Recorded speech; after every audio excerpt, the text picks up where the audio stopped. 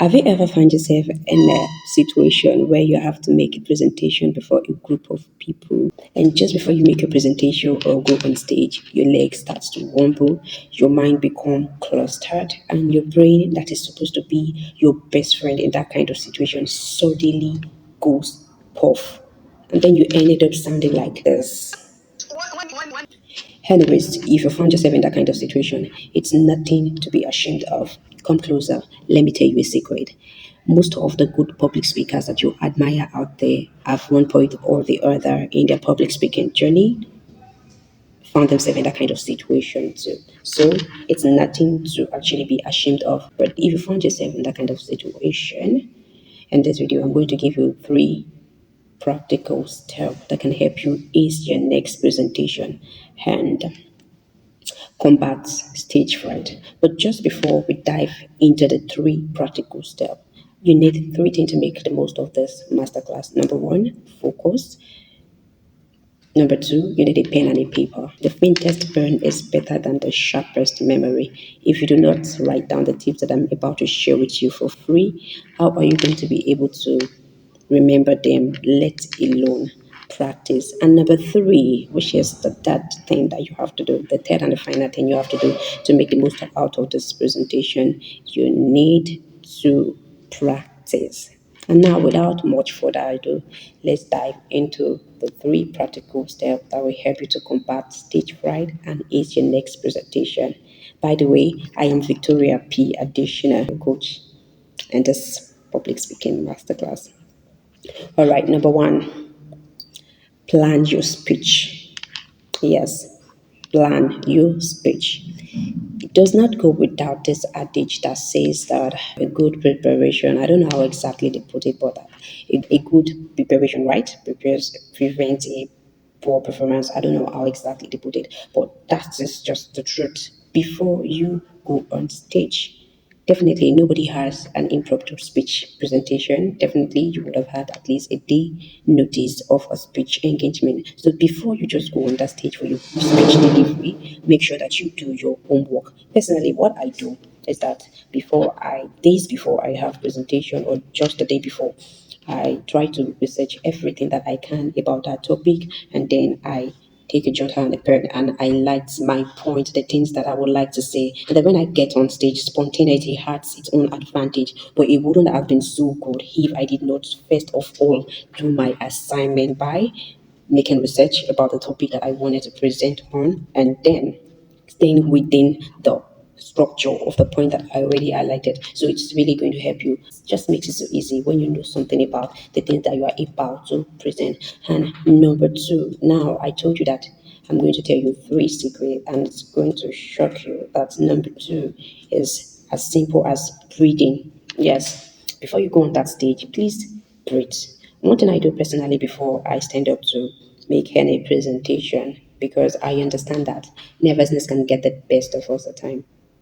It is called positive nervousness when you are a speaker or you're about to make a presentation. There is this adrenaline rush. Let me be careful with that before I remove my teeth. There is this adrenaline rush that puts your brain in a kind of flight and fight response whenever you are able to do things that you usually have not done before. So it's almost the same thing when you're able to make a presentation. But what really helps you in that kind of situation is for you to take a deep breath and really relax, because the people that you are able to present to, they are human being like you, and I can tell you for fact they are not going to bite you. They can have a few laugh here and then when you stumble over your word, but then they are not going to bite you. And you would not even need to stumble over your word if you took a deep breath before you start, because somehow it has a way of controlling your breathing pace. And when you have a normal breathing pace, you don't talk fast. And when you don't talk fast, then you don't going to stumble on your word. But when reverse is the case, the result is always a mess up presentation, because you get there and you ramble on and on without really making sense. And then number three is the third and final tip. Don't try to impress. I know this might sound counterintuitive that I'm telling you to not try to impress when you're trying to make a presentation before a group of people. But think about it this way. When impressing your audience become your sole focus, then your attention is diverted away from the main thing, which is your message. Whereas your message, when it is delivered well, if you had just stick to mastering your speech preparation, breathing, and doing some other things that would just prepare you well before you make your presentation, your good delivery would have earned you the audience impression without you even trying. But when impressing your audience become your sole focus, you tend to have that so much at the back of your mind, that so much so that at the end of the day you can end up disappointing the audience that you have dreamed of impressing before. So right now, this is it.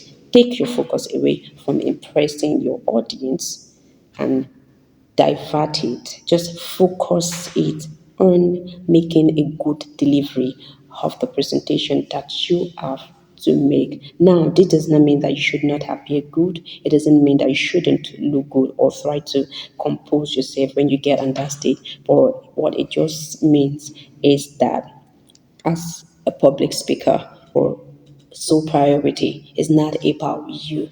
It's about the message that you have to communicate to the people that they do not know that you are private to. So that should be your focus. When you do this well, audience impression and engagement become an added advantage. So practice this. Okay, let me just tell you the final. Let me just conclude by saying this does not go without me referring back to the last thing I asked that you do before we started this tip thing.